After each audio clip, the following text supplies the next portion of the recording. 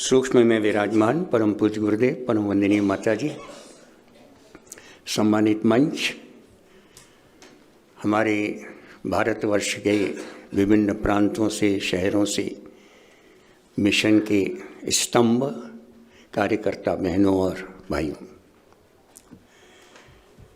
अखंड ज्योति पत्रिका नहीं है। अखंड ज्योति पूज्य गुरुदेव की जीवन साधना का निचोड़ है और उसमें जो भी लेख आते हैं वो कोई कहानी नहीं है, वो कोई उपन्यास की तरीके से नहीं है। वो विचार हैं जो जीवन चरित्र को बदल कर रख देते हैं। वो विचार हैं जो समस्त समस्याओं का समाधान देते हैं। वो विचार हैं जिससे मनुष्य का दृष्टिकोण बदल जाता है। वो विचार हैं जिससे मनुष्य के अंदर का देवत्व जाग कर खड़ा हो जाता है। यही अखंड ज्योति जब 1938 में परम पूज्य गुरुदेव ने शुरू करी तो पहले थोड़ी सी संख्या में निकलती थी। कुछ स्वतंत्रता संग्राम की परेशानियों के कारण 2 वर्ष के लिए बंद करना पड़ा। फिर 1940 से जो निकलना प्रारंभ हुई, आज तक अनवरत निकलती चली जा रही है। पहले 500 की संख्या में निकलती थी, हाथ के प्रेस से निकलती थी। गुरुदेव स्वयं बांटा करते थे, साइकिल पर ले जाकर। स्वयं डाक के द्वारा भेजने का कार्य गुरुदेव के द्वारा होता था। एक ही भाषा में निकलती थी, हिंदी में। धीरे धीरे समय बदला और समय के परिवर्तन के साथ आज ये लगभग 12 लाख से ज़्यादा की संख्या में प्रकाशित हो रही है। न केवल हिंदी में बल्कि गुजराती में, मराठी में, तेलुगु में, तमिल में, न जाने कितनी भाषाओं में ये प्रकाशित हो रही है। और ये पत्रिका अपने प्रकाश को जन जन तक पहुंचाकर नई क्रांति जनमानस के अंदर पैदा कर रही है। मित्रों, मुझे एक उदाहरण याद आता है। अमेरिका के अंदर एक डॉक्टर हुआ करते थे, बड़े विद्वान थे। उन्होंने एक पुस्तक में लिखा है, जिनको मरने की उतावली नहीं है वो मानसिक व्यायाम को कभी न छोड़ें। उन्होंने उस पुस्तक में लिखा है आगे कि मनुष्य की मृत्यु तब होती है जब मनुष्य का मस्तिष्क निष्क्रिय हो जाता है, वो कुछ काम नहीं करता। व्यायाम का अर्थ क्या है कि निरंतर पढ़ते रहने की आदत बनानी चाहिए। पढ़ते रहने से ये मतलब नहीं है कि जो मन में आया सो पढ़ लिया, किसी प्रकार का साहित्य पढ़ लिया। उन्होंने कहा पढ़ने से मतलब वो है जिसको पढ़ने के बाद दिमाग को खुजाना पड़े, जिसको पढ़ने के बाद कुछ सोचना पड़े, जिसको पढ़ने के बाद विवश होना पड़े कि मैं कुछ कर सकता हूँ क्या। ऐसे साहित्य में अखंड ज्योति आती है। उन्होंने एक उदाहरण दिया अपने अमेरिका के ही क्षेत्र का। उन्होंने लिखा कि एक लगभग 84 वर्ष का व्यापारी उनके अस्पताल में आया और अस्पताल में आकर कहने लगा, डॉक्टर प्लीज़ चेक मी, कृपया मेरे स्वास्थ्य का परीक्षण कर लीजिए। जैसे होता है, डॉक्टर के पास जाते हैं तो डॉक्टर कहता है क्या परेशानी है, पूछता है ना क्या परेशानी है। तो इसी तरीके से डॉक्टर ने पूछा आपको क्या परेशानी है। व्यापारी ने बड़े सहज भाव से उत्तर दिया, डॉक्टर आप हैं, मैं नहीं हूँ। आपका काम है पता लगाना कि मेरे शरीर में क्या परेशानी है। 7 डॉक्टरों की टीम बैठी, सारा परीक्षण किया गया और परीक्षण करने के बाद जब 7 दिन के बाद रिपोर्ट आई मित्रों, तो सारे डॉक्टर आश्चर्यचकित थे। ऐसा कोई भी रोग नहीं है जो उसके शरीर में ना हो। सारे रोग उसके शरीर में विद्यमान थे, लेकिन फिर भी वो व्यापारी हष्ट पुष्ट, बाहर से स्वस्थ देखने वाला, निरंतर व्यापार में नए नए तरीके खोज कर लाने वाला, अपने दिमाग पर जोर देकर नई नई चीज़ों को ईजाद करने वाला। किस लिए? सिर्फ इसलिए कि उसने अपने दिमाग पर जोर दिया था, उसने दिमाग के व्यायाम को बराबर बनाए रखा था। मित्रों, शारीरिक व्यायाम तो हम कर लेते हैं अपने शरीर के स्वास्थ्य के लिए, लेकिन कहते हैं कि जब मनुष्य का दिमाग फेल हो जाता है, खत्म हो जाता है, तो मनुष्य का शरीर बेकार हो जाता है। सबसे सक्रिय भाग हमारा शरीर के अंदर क्या है? वो मनुष्य का दिमाग है। अखंड ज्योति वो पत्रिका है जिसको पढ़ने के बाद मनुष्य सोचने के लिए मजबूर हो जाता है कि मैं क्या करूं, मेरा क्या कर्तव्य है। अधिकार नहीं, कर्तव्य की बोध कराता है। और मित्रों, एक चीज़ हमको स्पष्ट मालूम होनी चाहिए कि दुनिया के अंदर 700 करोड़ से ज़्यादा लोगों के विचारों को बदलना, दिमाग को बदलना, ये खाली एक पूजा पद्धति का काम नहीं है। इस सारी दुनिया के अंदर सभी समुदाय के लोग रहते हैं। हिंदू भी रहते हैं, मुस्लिम भी रहते हैं, सिख भी रहते हैं, ईसाई भी रहते हैं, यहूदी भी रहते हैं। और आवश्यक नहीं है कि सभी गायत्री को मानते हों।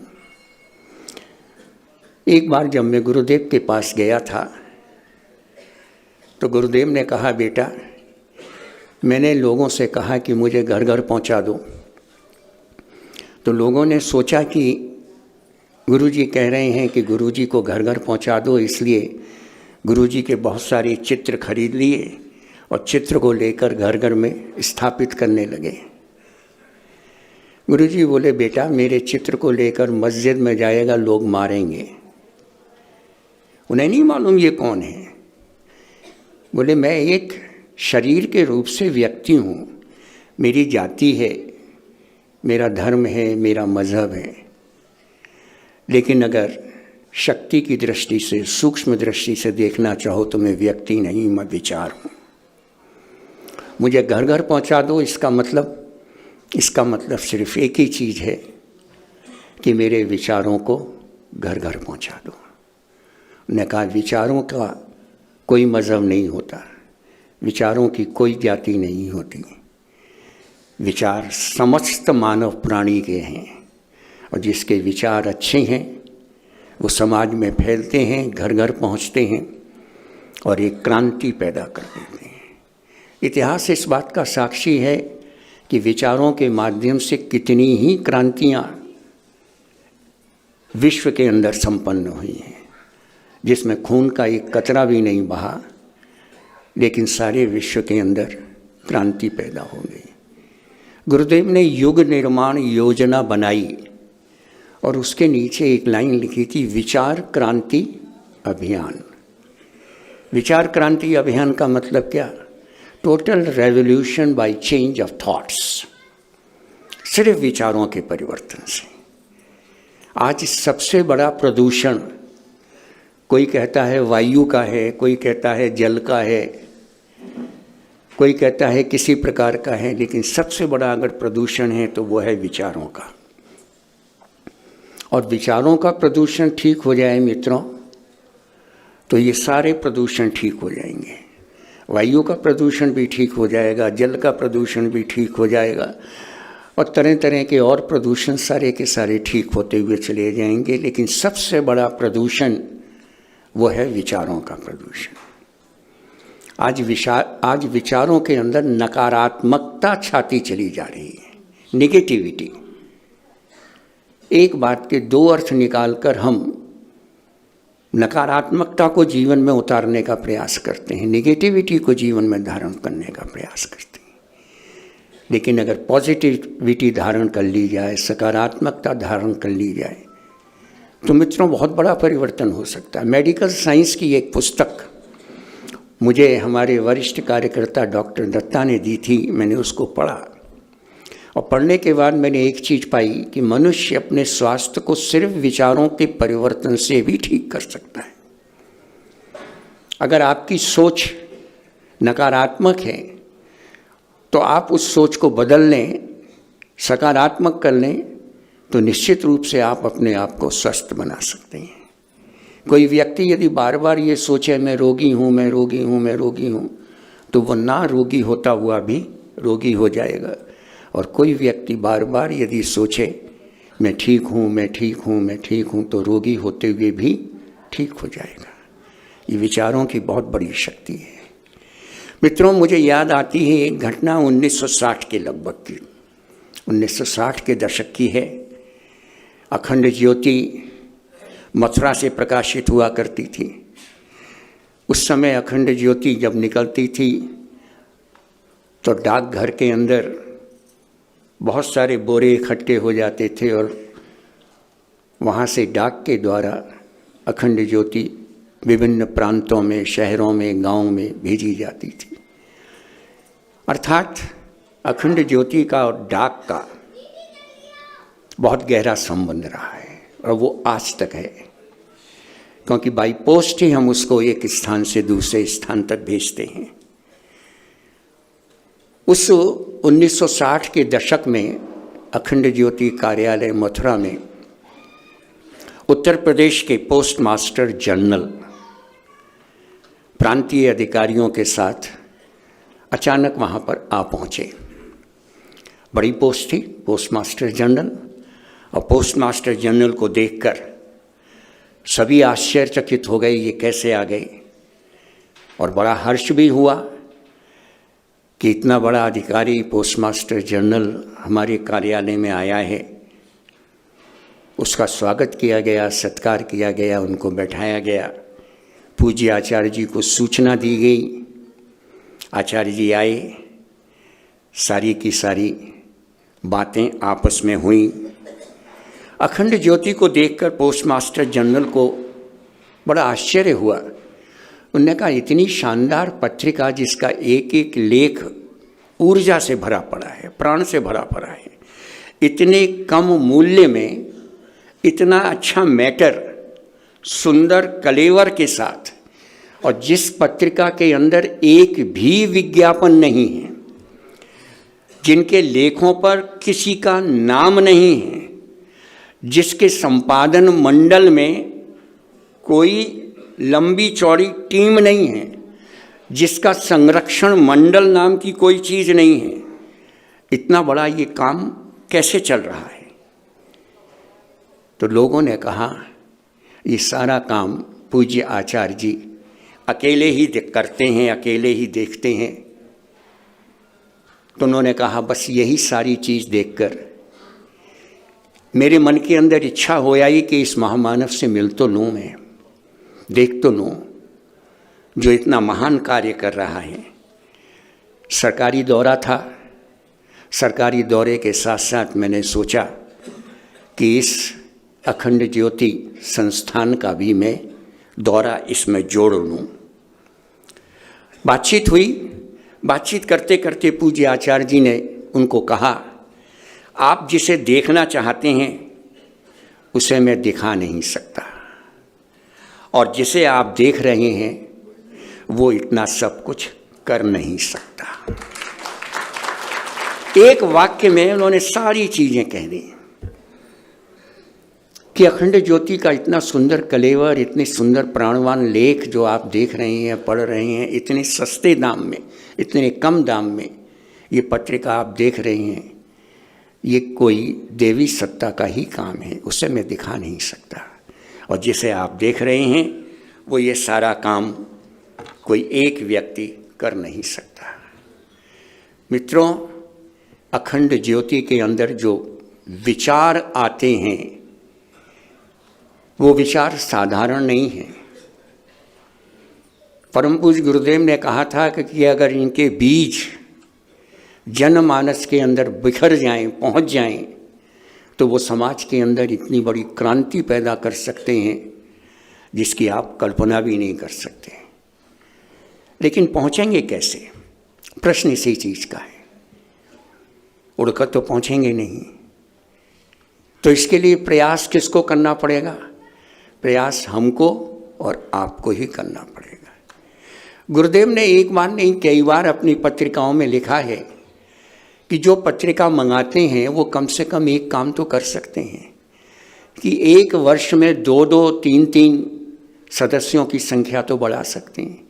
ज़्यादा की बात नहीं करते, 5 की बात नहीं करते, 10 की बात नहीं करते। अगर मान लीजिए 12 लाख की संख्या में पत्रिका निकलती है और 8 लाख लोग भी उसको पढ़ते हैं ईमानदारी से, और एक 8 लाख का सदस्य एक नया सदस्य बना ले, तो एक वर्ष के अंदर इसकी संख्या 8 लाख बढ़ सकती है। लेकिन फिर वही है, उसके लिए चाहिए दृढ़ संकल्प, स्ट्रॉन्ग विल पावर। ये नहीं कि हाँ साहब हम कर लेंगे तो उसका मतलब समय बीतता हुआ चला जाएगा।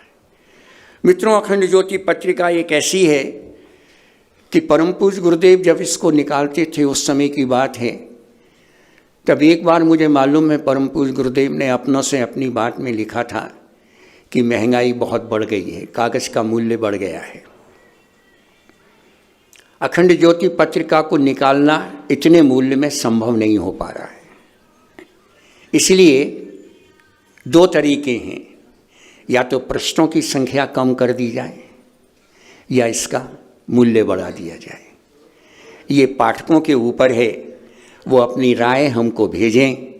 क्या पृष्ठों की संख्या कम करना उचित रहेगा या मूल्य बढ़ाना उचित रहेगा? यानी जो कुछ भी निर्णय लिया गुरुदेव ने, वो पाठकों से पूछ कर लिया। पाठकों ने कहा नहीं, पृष्ठों की संख्या कम नहीं करनी चाहिए, आप मूल्य बढ़ा दीजिए। मित्रों, आज अगर आप समाज के अंदर देखते हैं, कोई भी मासिक पत्रिका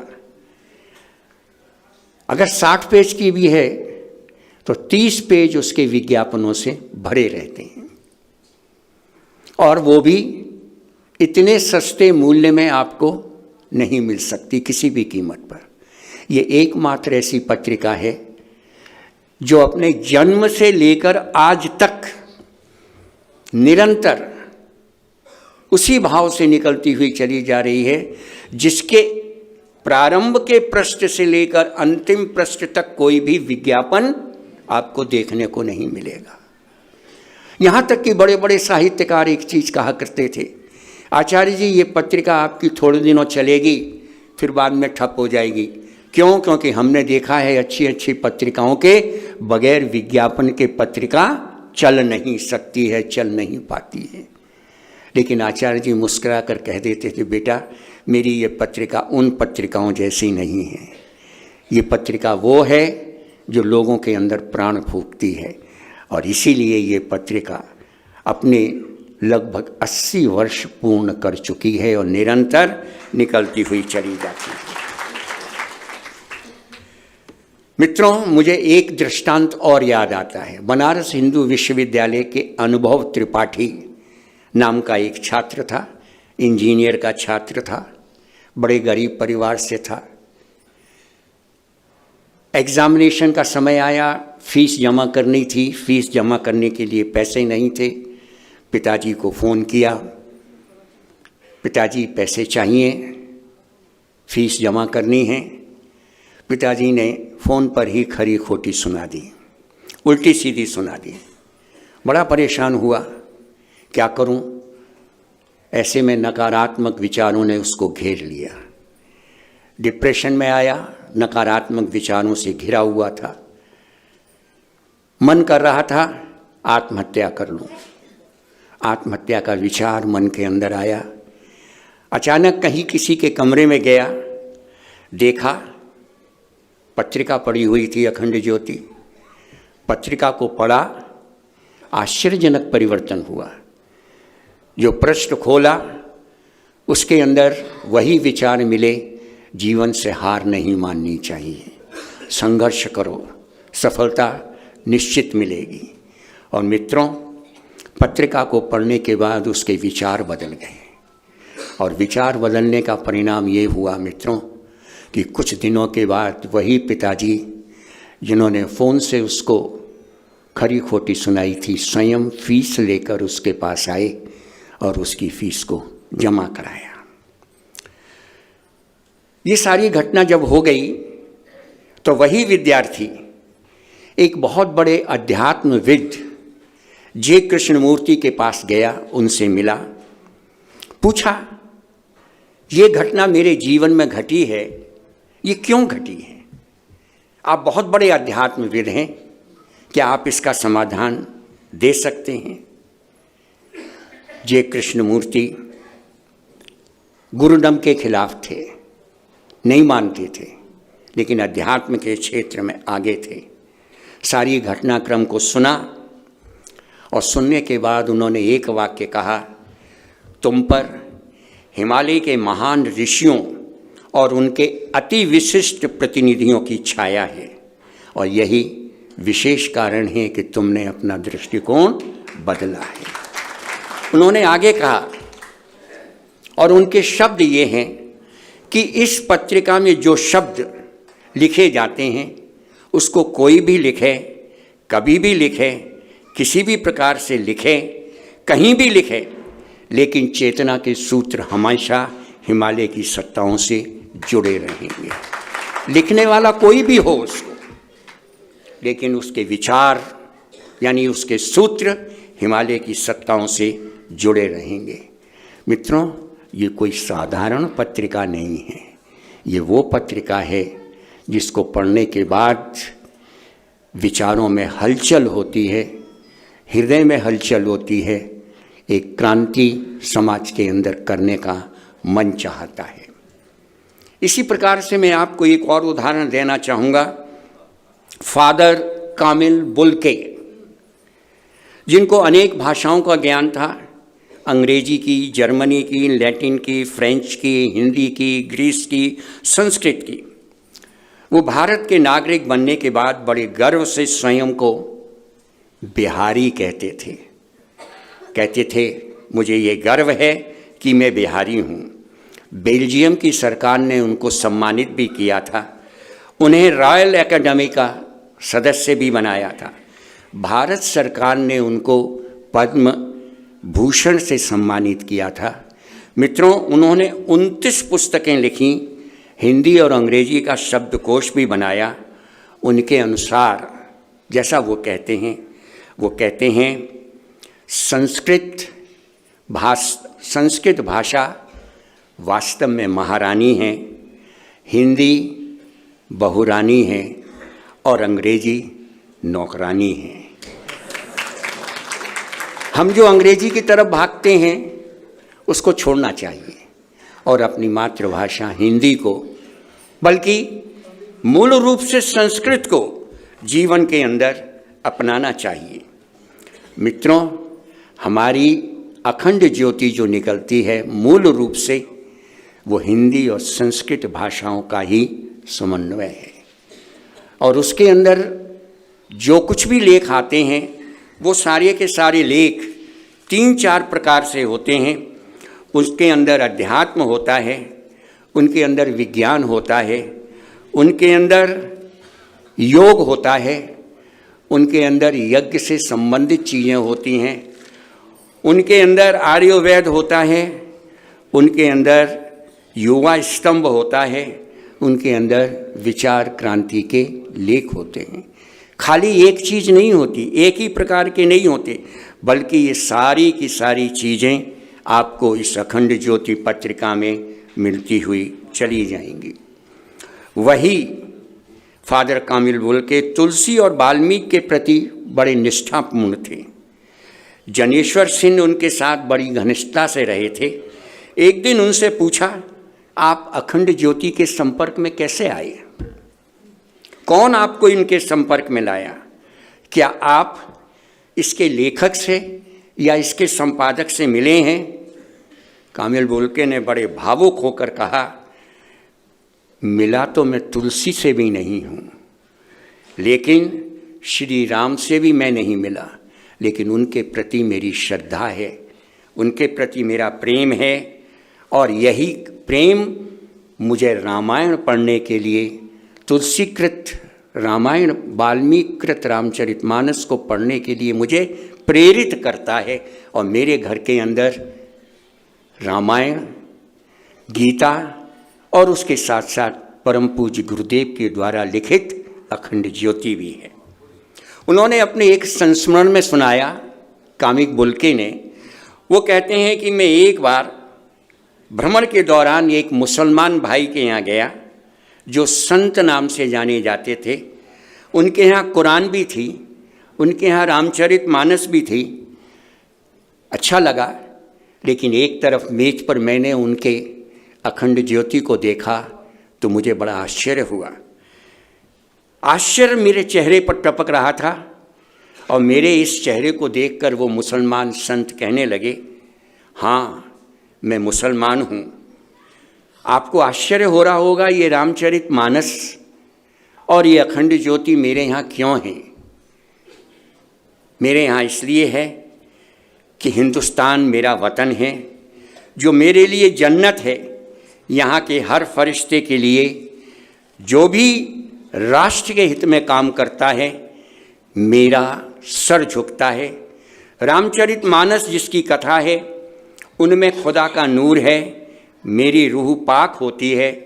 रही बात अखंड ज्योति की, तो मैं इसीलिए पढ़ता हूँ क्योंकि मैं एक बेहतर इंसान बनना चाहता हूँ, मैं एक अच्छा इंसान बनना चाहता हूँ।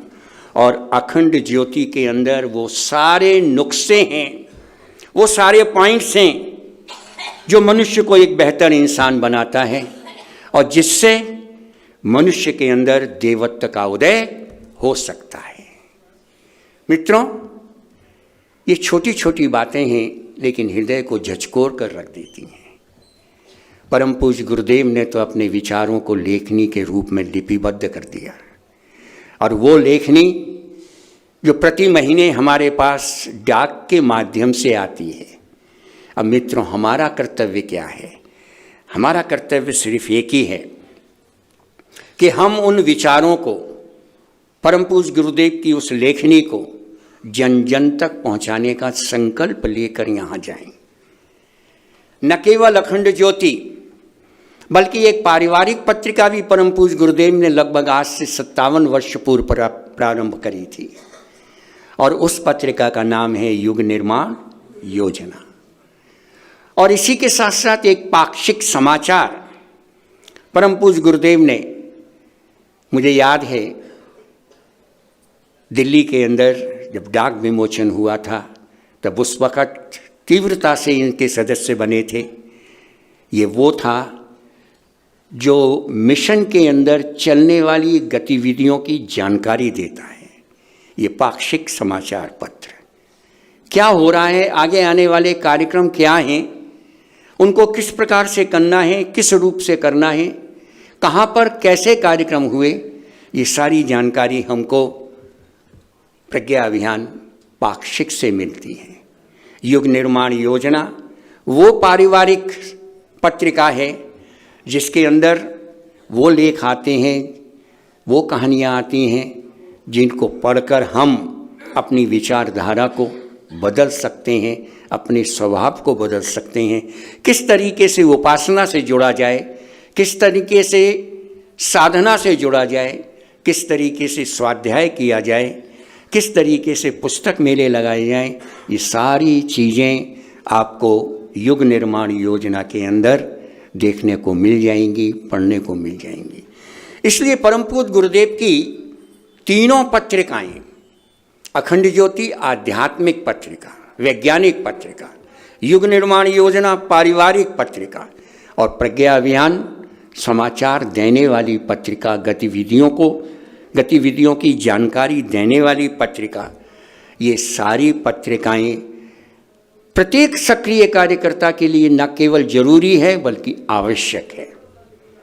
हम इसको स्वयं मंगवाएं और दूसरों को प्रेरित करें ताकि वो इन पत्रिकाओं को मंगाएं। अब प्रश्न ये उठता है कि इनको मंगाने का लाभ क्या है। प्रश्न ये है मित्रों, मैंने आपको प्रारंभ में एक चीज बताई थी कि सारी दुनिया के अंदर केवल हिंदू ही नहीं रहते, सारी दुनिया के अंदर सभी जाति सभी धर्म के व्यक्ति रहते हैं। उनके अंदर अगर परिवर्तन होगा, उनकी सोच के अंदर अगर परिवर्तन होगा तो उसका मूल आधार सिर्फ एक ही चीज़ रहेगी जिसका नाम है विचार, जिसका नाम है विचार। स्वामी विवेकानंद एक चीज़ कहा करते थे, आपको अगर किसी एक गुफा के अंदर बंद कर दिया जाए और आपका चिंतन और आपके विचार उस वक्त आपके मस्तिष्क में आ रहे हों, जो गुफा से बाहर नहीं निकल पा रहे हैं, और कुछ दिनों के बाद, कुछ समय के बाद अगर आपकी मृत्यु गुफा के अंदर हो जाती है, तो मित्रों विश्वास कीजिए, कुछ दिनों के बाद, आपकी मृत्यु के कुछ समय के बाद वो विचार उस गुफा को चीर कर बाहर निकल आएंगे। इतनी शक्ति, हाँ इतनी शक्ति है। और आज सारे विश्व के अंदर एक चीज मानी जाने लगी है कि ना तो मिसाइल्स की शक्ति बढ़ी है, ना एटम की शक्ति बढ़ी है, ना हाइड्रोजन की शक्ति बढ़ी है, किसी औजार की शक्ति बड़ी नहीं है। बड़ी है तो सिर्फ एक शक्ति है, वो शक्ति का नाम है विचारों की शक्ति। और इस विचारों की शक्ति से सारे विश्व के अंदर बड़ी बड़ी क्रांतियां हुई हैं। और यही विचार जब लोगों के अंदर पहुंचेंगे, जनमानस में पहुंचेंगे, तो उनके अंदर परिवर्तन होकर रहेगा। गुरुदेव ने कहा, ये अखंड ज्योति, इसको पत्रिका मत समझिए, ये हमारे संपूर्ण जीवन का साथी है, ये हमारा पथ प्रदर्शक है। न केवल हमारा बल्कि आने वाली पीढ़ी का, हमारे बच्चों का भी पथ प्रदर्शक है, उनका मार्गदर्शक है। कहते हैं कि अकेले जीवन नहीं कटता, जीवन को काटने के लिए किसी साथी की आवश्यकता पड़ती है। कौन हो सकता है वो साथी? माता पिता थोड़े समय साथ देते हैं, पत्नी भी थोड़े समय साथ देती है, विवाह के बाद आती है, थोड़े समय साथ देती है, बच्चे भी साथ नहीं देते। साथ देने वाली एक ही चीज़ है, श्रेष्ठ विचार, श्रेष्ठ साहित्य। और अखंड ज्योति से ज़्यादा श्रेष्ठ पत्रिका और वो श्रेष्ठ विचार और कहाँ हो सकते हैं, जो हमारी गाइड भी है, हमारा पथ प्रदर्शक भी है, हमारा मार्गदर्शक भी है और हमारा संरक्षक भी है, और हमें समस्त समस्याओं का समाधान देने वाला भी है। इससे अच्छा साथी जीवन के अंदर कोई और मिल सकता है? नहीं, जीवन के अंदर कोई और नहीं मिल सकता इससे अच्छा साथी। इसलिए उस साथी को अपने जीवन का एक अंग बनाकर स्वयं तो उसका लाभ लें, लेकिन इसके साथ साथ दूसरों को भी उसका लाभ लेने के लिए प्रेरित करना अति आवश्यक है। इसलिए मित्रों, मिशन की तीनों पत्रिकाएं, अखंड ज्योति, युग निर्माण योजना और प्रज्ञा अभियान, अगर हम में से सब भाई या बहन ये संकल्प लेकर जाएं कि एक एक और दो दो कम से कम सदस्य बढ़ाने का प्रयास भी करेंगे, तो जितनी पत्रिकाएं लाखों में जो निकल रही हैं उससे दुगनी संख्या में तो निश्चित रूप से ये आती हुई चली जाएगी। अब प्रश्न ये उठता है कि आप इनकी संख्या बढ़ाने के लिए क्यों कह रहे हैं, इनका प्रचार प्रसार करने के लिए क्यों कह रहे हैं? ये तो ऐसा लगता है कि जैसे कोई अखबार नवीस होता है या बुक सेलर होता है जो अपनी चीज़ों के बारे में बताता है। तो परम पूज्य गुरुदेव ने एक बड़े अच्छे वाक्य में लिखा है एक जगह इसी चीज़ के बारे में। उन्होंने लिखा है, ना तो हम अखबार नवीस हैं और ना हम बुक सेलर हैं, हम तो युग दृष्टा हैं, और युग दृष्टा की दृष्टि से विचार इस अखंड ज्योति के अंदर दे रहे हैं। युग दृष्टा वो होता है जो आने वाले समय का आंकलन कर लेता है, आने वाले समय को देख लेता है। गुरुदेव ने यही लिखा, अखंड ज्योति में जो हमारे विचार हैं ये क्रांति के बीज हैं। ये फैल गए तो सारी विश्व वसुधा को हिलाकर रख देंगे। यानी हमारा जो लक्ष्य है वो पूरा का पूरा हो जाएगा।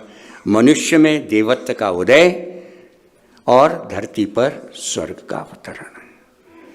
लेकिन आवश्यकता है इनको फैलाने की, और फैलाने के लिए आवश्यकता है इनके सदस्यों को बढ़ाने की, जिससे कि ये जन जन तक पहुंच सकें। मैंने कहा ये एक विचार है, और विचार की कोई जाति नहीं होती, विचार का कोई मज़हब नहीं होता, विचार का कोई धर्म नहीं होता। गुरुदेव कहा करते थे, बहुत उदाहरण देते थे, बोले बेटा तुमने कभी देखा है क्रिश्चियनिटी का प्रचार करने वाले किस तरीके से प्रचार करते हैं? वो अपनी बाइबल का, अपनी पत्रिकाओं का, अपनी किताबों का आपके घर के अंदर से भी वो पर्चे डालकर चले जाते हैं।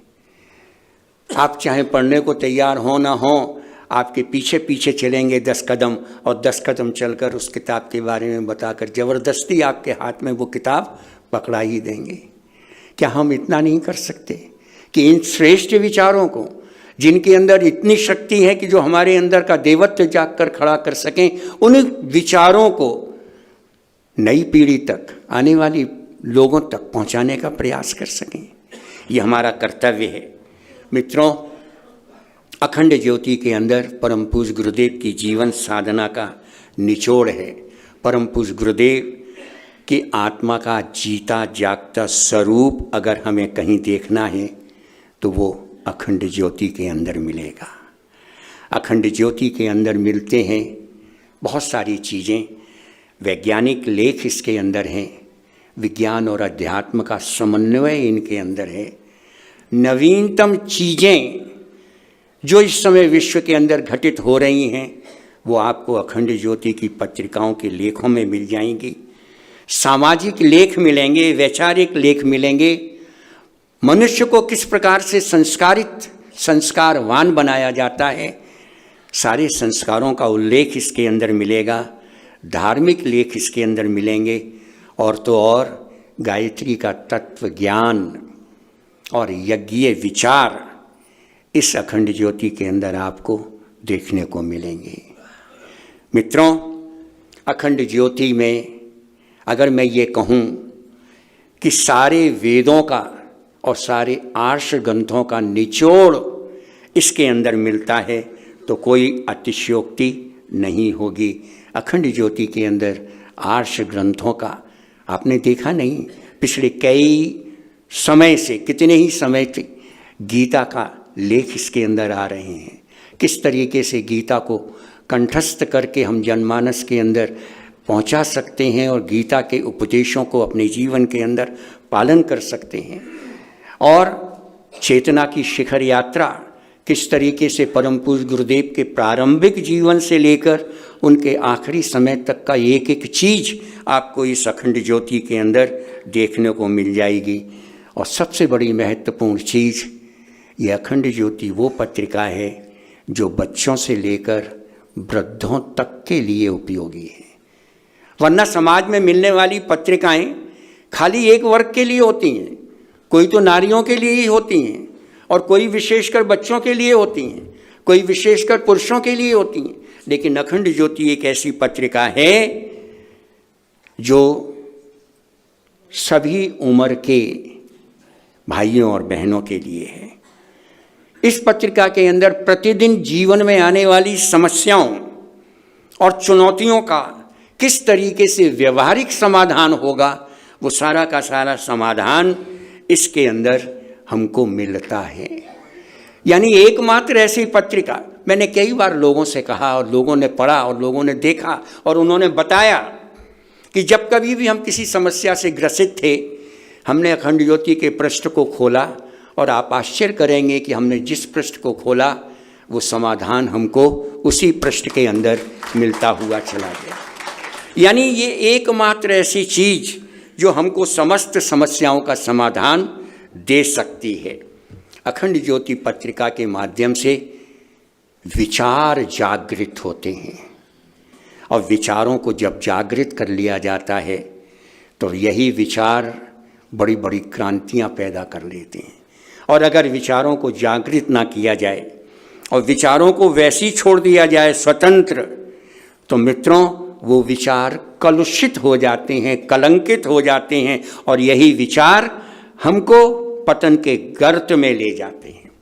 अगर विचारों को उत्कृष्ट बनाना है तो श्रेष्ठ चिंतन अवश्य करना पड़ेगा, श्रेष्ठ पाठन अवश्य करना पड़ेगा। और श्रेष्ठ पाठन के लिए, श्रेष्ठ चिंतन के लिए अखंड ज्योति से श्रेष्ठ पत्रिका आज तक मैंने इस युग के अंदर नहीं देखी। एकमात्र ऐसी पत्रिका जो हमको श्रेष्ठ विचार देती है। क्यों? क्योंकि विचारों में ही वो शक्ति है जो मनुष्य को ऊंचा उठाती है और विचारों में ही वो शक्ति है जो मनुष्य को पतन के गर्त के अंदर ढकेलती हुई चली जाती है। एक बार धर्मवीर भारती से पूछा गया था पत्रिका के बारे में, तो उन्होंने कहा कि इसके एक एक शब्द मोती की तरीके से पिरोए हुए हैं जो व्यक्ति के अंदर देवत्व का उदय करती हुई चली जाती हैं।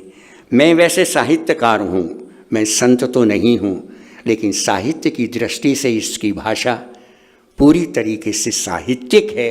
न केवल साहित्यिक है बल्कि लोगों को प्रेरणा देने वाली है। स्वामी केशवानंद जो अनेक संस्थाओं के संस्थापक थे, उनसे जब पूछा गया अखंड ज्योति पत्रिका के बारे में तो उन्होंने कहा जीवन जीने की कला और आज के युग की ब्रह्म विद्या अगर आपको कहीं से मिलेगी तो वो सिर्फ अखंड ज्योति के अंदर ही मिलेगी कि किस तरीके से जीवन जीना चाहिए और किस तरीके से जीवन को ऊंचा उठाना चाहिए। कहते हैं कि हमें अगर समाज में सेवा का व्रत लेना है तो वो सेवा का व्रत भी अखंड ज्योति के विचारों से ही हमको मिलता हुआ चला जाएगा।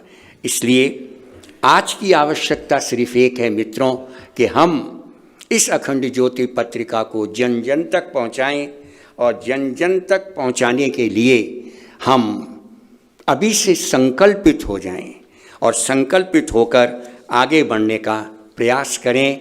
पत्रिका एक पत्रिका दो बढ़ाने के लिए निरंतर प्रयत्नशील रहें। अंत में मैं एक चीज़ कहना चाहूँगा, सुधा बीज बोने से पहले काल घूंट पीना होगा, पहन मौत का मुकुट विश्वहित मानव को जीना होगा, मानव को जीना होगा। मित्रों, जो पहली पत्रिका अखंड ज्योति की परम पूज्य गुरुदेव ने निकाली थी उसके मुख्य पृष्ठ पर एक ही चीज़ लिखी थी, आपने देखा हो, उसमें भगवान श्री कृष्ण का चित्र बना हुआ था सुदर्शन चक्र के साथ और उसमें लिखा था संदेश नहीं मैं स्वर्ग लोक का लाई, इस धरती को स्वर्ग बनाने आई। अर्थात ये वो पत्रिका जो धरती को स्वर्ग बनाने वाली है, उन विचारों से ओतप्रोत है। इसलिए संकल्पित होकर जाएं कि हम कम से कम एक दो सदस्य यहाँ से जाने के बाद बढ़ाने का प्रयत्न करेंगे। जो संख्या 12 लाख की है उसको 20 लाख की कम से कम करने का प्रयास करेंगे। इन्हीं शब्दों के साथ आज की बात को विराम देता हूँ। ओम शांति।